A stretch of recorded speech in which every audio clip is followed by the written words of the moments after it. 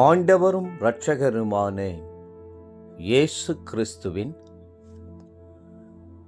ஈடு இணையற்ற நாமத்தில் அன்றன்றுள்ள அப்பம் வாசகர்களுக்கு எங்கள் அன்பின் வாழ்த்துக்கள்.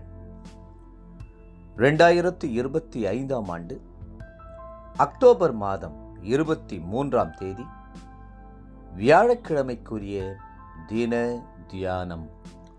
இன்றைய தலைப்பு யோபு.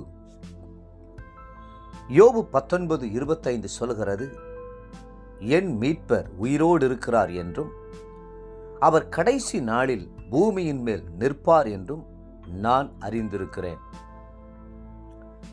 இன்றைக்கு நாம் சந்திக்கப் போகிற பரிசுத்தவானின் பெயர் யோபு ஆகும். யோபு என்ற வார்த்தைக்கு துன்பங்களையும் வேதனைகளையும் சகிக்கிறவர் என்பது அர்த்தமாகும்.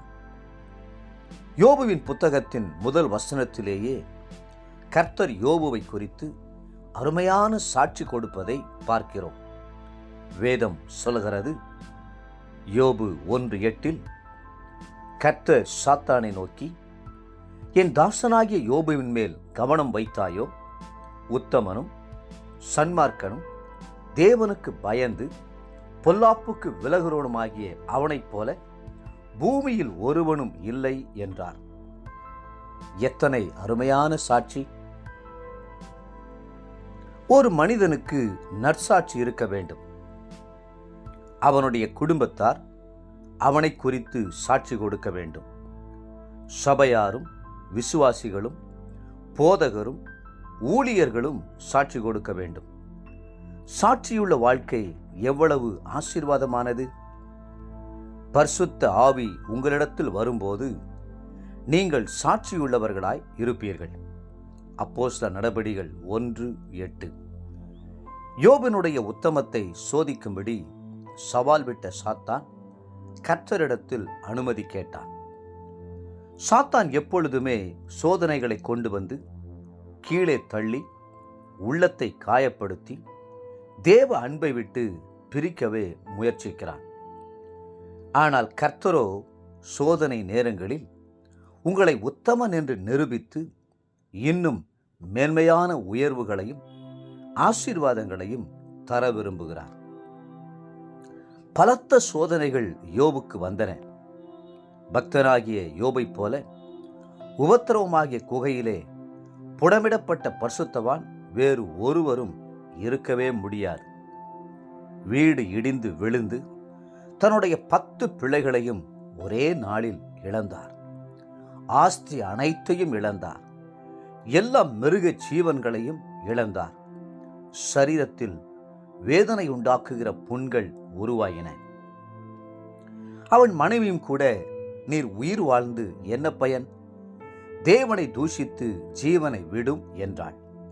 யோபு 2:9. சோதனையின் நடுவிலும் யோபு பாவம் செய்யவில்லை, தேவனை பற்றி குறை சொல்லவும் இல்லை. யோபு 1:22. யோபின் புத்தகத்தை வாசிக்கும் போது நீதிமான்களுக்கு ஏன் துன்பமும் துயரமும் வருகின்றன? துன்மார்க்கர் ஏன் வாழ்ந்து செழித்திருக்கிறார்கள் என்ற கேள்விகள் அடிக்கடி உள்ளத்தில் எழக்கூடும். நீதிமானுக்கு வரும் துன்பங்கள் அநேகமாயிருக்கும். கர்த்தர் அவைகள் எல்லாவற்றிலும் நின்று அவனை விடுவிப்பார் என்பதே இக்கேள்விகளுக்கு கர்த்தர் தரும் பதிலாயிருக்கிறது. 34ஆம் சங்கீதம் 19ஆம் வசனம். யோபுவுக்கு சோதனைக்கு மேல் சோதனை வந்தது. ஆனால் எல்லாவற்றுக்கும் யோபு பொறுமையை காத்துக்கொண்டார். அந்த சோதனையின் காலத்திற்கு பிறகு கர்த்தர் யோபை இரட்டத்தனையாய் ஆசீர்வதித்தார். யோபின் சிறையிருப்பை மாற்றினார். யோபுக்கு முன் இருந்த எல்லாவற்றை பார்க்கிலும் இரட்டத்தனையாய் கர்த்தர் தந்தருளினார்.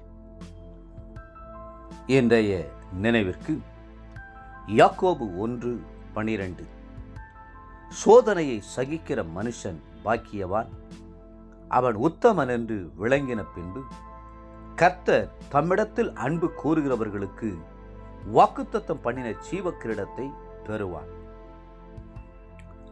இன்றைய வேத வாசிப்பு காலை எரேமியா 1 மற்றும் 2 அதிகாரங்கள். மாலை 1 தீமோத்தேயு 3 அதிகாரம். அன்புக்குரிய அன்புள்ள வாசகர்களே, மீண்டும் உங்களை வாழ்த்துகிறோம். சோதனையின் காலத்தில் பொறுமையோடு காத்திருங்கள். கர்த்தர் நிச்சயம் உங்களுக்கு பலன் தருவார். கர்த்ததாமே உங்களை ஆசீர்வதித்து மென்மேலும் உயர்த்துவாராக. ஆமென்.